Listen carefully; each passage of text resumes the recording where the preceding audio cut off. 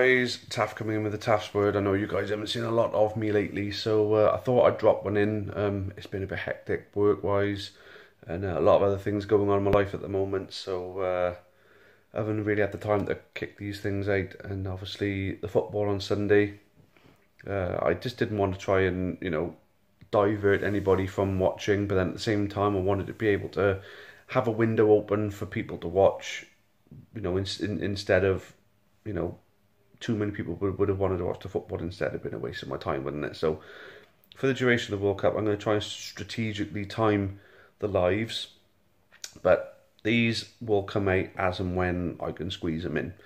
So I said don't panic, didn't I? And we've made two signings, and two really good signings at that as well. I mean, we needed a centre-back to fill the void that Ben White left behind, going back to Brighton. And obviously Newbley moved on, and we needed another powerful striker, and we've signed them. There's still more that we definitely need to come in, but it's a start, and a bloody good start at that. The Amber Army page put an interesting point out earlier. The next signing sort of news to come out, what would you rather it be? A marquee signing, like a top League 2, League 1 player coming in, or the news that Josh Labardi has signed a new contract? I mean, I'm going to leave that one open to you guys. What do you guys think? Personally, we got to get our captain back and signed up. He may be out of the squad for a little while because of his injury, but, still, he's still so important to us. The difference when he played to when he didn't play last season is astounding. I mean, he was the spearhead in our games against Leeds and against Tottenham, and I got absolutely no doubt about that. He was the pinnacle of our early season form. He's the captain. He's the one who leads by example. He's the one everybody sort of, looks up to. So, Josh Labardi, I'm sorry, we got to get him signed up. Because he's still going to be in and around this squad. I mean, he won't be fit enough to be a part of it until into the season.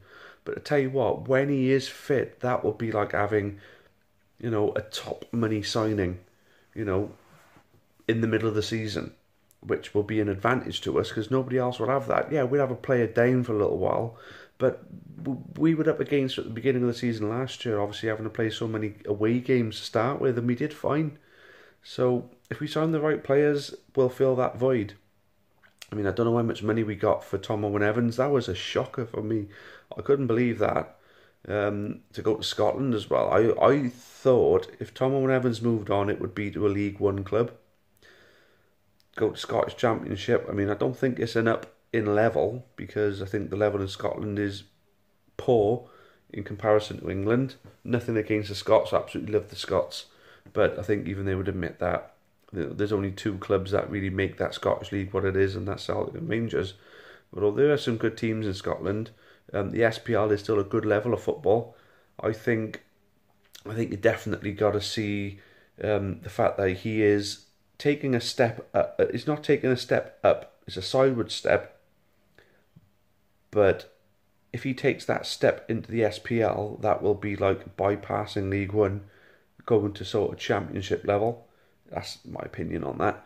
But the opportunity to play at Ibrox and Celtic Park, I mean, that's unreal. They're both unreal stadiums. I've been to them both on a match day, and the atmosphere at both is unbelievable. It's absolutely incredible. So to be able to play, how many games a season will he be playing there? A minimum of 6 between those two stadiums. If he was an SPL player, that's mental. But there we go. Tom Owen-Evans has left. We would have got a bit of money. Hopefully that money's gone straight into our wage budget, because we're not going to sign anyone for a fee now, really, are we? I know I'm on last year, but that was because of the Leeds game. We had that extra bit of cash that we could use, and we had the budget there. So hopefully Tom Owen-Evans' fee, hopefully it'll be around about, somewhere between 30 and 50k. That'll give us enough money to put towards another good player. We'll have to wait and see. But like I say, undisclosed fee means that we can't know how much we got for Tom. But good luck to him though. Good lad. We'll miss him. So, fixtures just come out today. Bit of an omen for you. At a point when you'd have said a mid-table finish would be acceptable, we thought the same in 2012 when we took on Mansfield first game of the season. Then, at a point where Mansfield always beat us at their ground convincingly. The season before they pumped us 5-0. There you go. There's the other omen. Mansfield beat us 5-0. And then the season after, we start the season against them, and we went up. There's an omen for you right there. But do you believe in omens? No, I'm one to scrape the barrel and clutch straws at some sort of positivity or some sort of hope. But this here would be very much clutching at the ultimate straws, really, wouldn't it? But at the same time, I mean, it's not something you want to ignore, is it? I mean, it's quite uncanny that we lost their 5-0 last season and they were playing them first game of the season this season. And that's exactly how it panned out in 2011, 2012. And then on to 13 when we got promoted. So I say never because I think Jamil Matt is definitely the calibre of player that we'd need to get promoted. I mean, he was part of a Blackpool promotion team. He was part of a promotion chasing Plymouth team, so he's the calibre to be at the top end. And with the goals from Amond, and of course the service that they'll get now from a fully fit, raring to go Josh Sheehan, it's exciting to think. And then if we add correctly now, we could have a really good team. The squad could take a step up from last year, a big step. I mean, I think Matt, in my opinion, is an upgrade from Newbley. Newbley was capable of the unthinkable and the absolute outright special, but he lacked an awful lot. I don't know whether it was the fact that he was unsettled, whether it was an attitude thing, whether it was a fitness thing. I suppose we'll never know, but he's got his move to Colchester. Now, they're filling up with a couple of adult players, aren't they? I mean, Tommy O'Sullivan, of course, they've had Ryan Jackson and then Newbley. You know, it's practically, Colchester like the end game for our ex-players. As that we need to put 6 points, we need to take 6 points off them next season to prove those players they should have stuck with us, really, because all of them are players that could have signed for us. I'm sure we offered to Tommy O'Sullivan a contract when he went there, but he turned us down. I'd like to think we did anyway. So who do you think is going to be the next signing then? Obviously, I put that question to you. Would you rather have Labardi signed up or a marquee signing? Personally, the next one would be Labardi signed up. The one after, I got a funny feeling about one of two players.